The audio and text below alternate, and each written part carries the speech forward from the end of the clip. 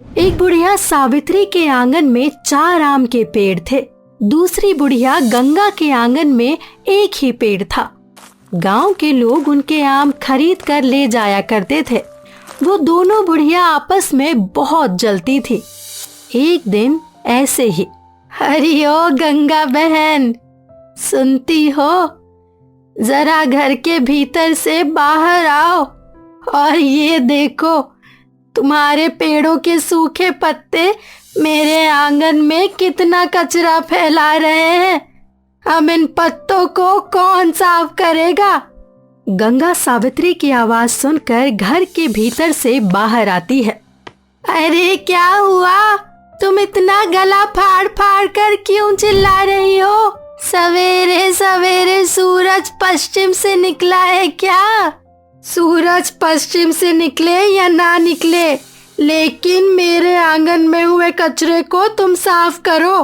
तुम्हारे चारों पेड़ों के सूखे पत्ते मेरे आंगन में फैल रहे हैं।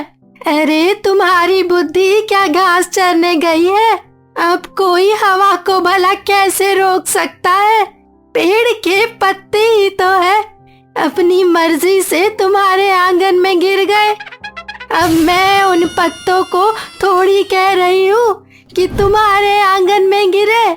तुमने कहा हो या ना कहा हो, लेकिन मेरा आंगन तो मैला हो रहा है ना, उसकी सफाई कौन करेगा? कभी पत्तों के साथ आम भी गिरे तो जानू। मेरे आंगन में तो सिर्फ तुम्हारे पेड़ों के पत्ते ही गिरते हैं, ना कि उस पर के फल। अरे हद हो गई, तुम तो मेरे पेड़ों के पीछे ही पड़ गई हो। तुम्हारा भी तो आम का पेड़ है, वो भी तो रसीले आम ही देता है ना। मेरे आम के पेड़ को नजर मत मारो। जितना आम मेरा एक पेड़ पूरे साल भर में देता है, उतने तुम्हारे चारों पेड़ मिलकर भी नहीं दे पाते। तुम्हारे पेड़ के आमों में वो स्वाद नहीं जो मेरे आमों में है। अरे जा जा, ये झूठी तारीफ किसी और को सुनाना। गांव में सबको पता है किसके आम सबसे ज्यादा रसीले और मीठे हैं। गांव वाले तो मेरा ही नाम लेंगे, विश्वास ना हो तो देख लेना। वो दोनों आपस में बहस करती हुई अपने पेड़ों को पानी देती और पेड़ों से आम तोड़कर वो अपने ठेले पर सजा कर बैठ जाती है। गंगा के आम जल्दी बिक जाया करते थे, बल्कि गंगा के पास सावित्री से ज्यादा टोकरी आम हुआ करते थे। सावित्री ये सब देखकर बहुत ही चकित रह जाती थी, लेकिन वो अपनी कम कमाई में भी बहुत खुश रहा करती थी। लेकिन गंगा बहुत लालची थी, वो अपनी ज्यादा कमाई के साथ भी खुश नहीं रहती थी। एक दिन एक भिक्षु पहले गंगा के घर पर भिक्षा मांगने जाता है। भिक्षाम देहि माते, भिक्षाम देहि माते, माते कुछ खाने को दे दो। भिक्षु को देखकर गंगा मन में सोचती है, भला इस भिक्षु को आम दान करने से मुझे क्या फायदा मिलेगा। मैं इसे कह दूंगी कि मेरे पास कुछ भी नहीं है और एक आम देकर इसे यहाँ से भगा दूंगी। हाँ, ऐसा करना ठीक रहेगा, इससे मुझे घाटा भी नहीं होगा और ये भिक्षु भी यहाँ से चला जाएगा। गंगा मुंह बनाते हुए कहती है, हे ऋषि मुनि, मुझ बुजुर्ग के पास भला क्या होगा। मैं खुद बहुत गरीब हूँ, लेकिन फिर भी आप एक आम रख लीजिए। कोई बात नहीं, मानते हैं, आप हमें जो समर्पित करें। भिक्षु एक आम लेकर वहाँ से सावित्री के पास चला जाता है। भिक्षाम देहि माते, भिक्षाम देहि माते, माते कुछ खाने को दे दो। भिक्षु को देखकर सावित्री मन में सोचती है, दान पुण्य करने से कारोबार में वृद्धि होती है और ये तो साक्षात प्रभु का अवतार लग रहे हैं। भिक्षु को दान देने से घर की समृद्धि में वृद्धि होती है। इन्हें जितना दिया जाए उतना ही कम है। मैं इन्हें एक टोकरी आम दान में दे देती हूँ। इनका आशीर्वाद रहा तो मेरा पेड़ और ज्यादा फल देगा। सावित्री ये सोचकर पूरी टोकरी उस भिक्षु को दान में दे देती है। वो भिक्षु उससे बहुत प्रसन्न होते हैं। उस भिक्षु ने गंगा और सावित्री की मन की बातें पहले ही पढ़ ली थी। ये भिक्षु सावित्री को अपनी टोकरी से एक आम निकाल कर देते हैं। माते, ये आम मेरी ओर से भेंट स्वरूप रखिए। इस आम को खाने के बाद आप इसके बीज को आंगन में लगा दीजिएगा। मेरी बात को मजाक में ना लेना, ये आम मेरी ओर से प्रसाद समझिए। इतना कहकर वो भिक्षु वहाँ से चला जाता है। सावित्री उस आम को खाकर उसका बीज अपने आंगन में लगा देती है। वो कोई ऐसा वैसा आम नहीं था, वो एक जादुई आम था। शाम होने पर सावित्री और गंगा अपने अपने आम बेचकर घर में आ चुकी थी।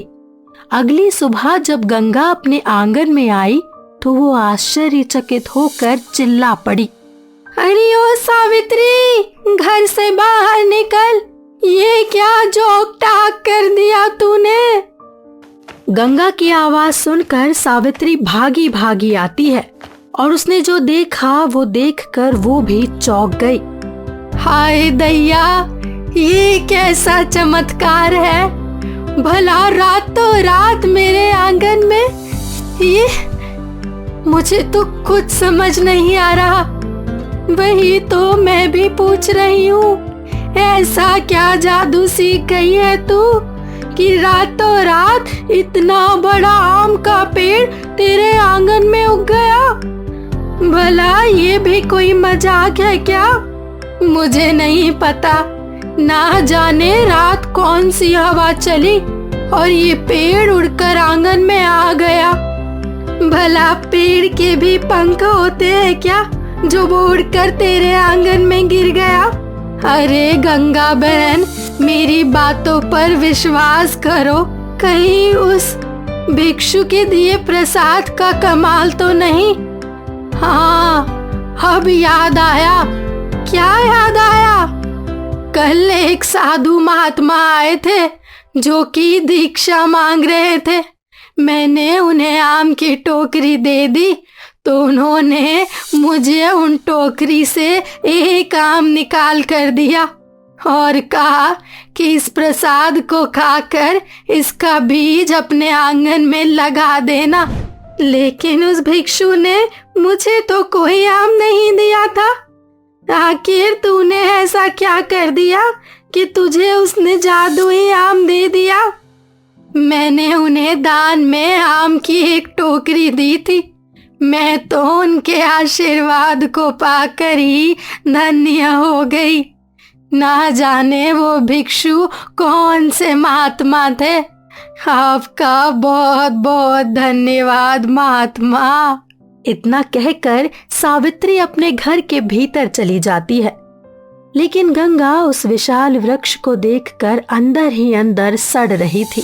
उसने सोचा कि वो भिक्षु को अपने घर बुलाकर आम की टोकरी दान में देगी तो उसके आंगन में भी एक विशाल वृक्ष पनपेगा। इसी लालच में उसने उस भिक्षु के पास जाकर दान में आम की एक टोकरी दे दी। भिक्षु उसके मन की दशा जान चुके थे। वो लालच में अंधी हो चुकी है। उन्होंने उसे सबक सिखाने के लिए बदले में उसी टोकरी से एक आम निकालकर उसे प्रसाद स्वरूप दे दिया। ये लो तुम्हारे दान का फल। इस आम को ले जाकर अपनी आम की टोकरियों में रख देना और रात भर देखना तुम्हारे आम दोगुने हो जाएंगे। भिक्षु की बात सुनकर गंगा खुशी से फूली नहीं समाती। वो आम लेकर घर लौटी और भिक्षु द्वारा दिए गए आम को अपने आम की टोकरी में रख देती है। और सुबह होने पर जब वो आम की टोकरी को देखती है तब उसके सारे आम सड़ चुके थे। वो फूट फूट कर रोने लगी। हे भगवान, मेरे साथ ऐसा जुल्म क्यों किया?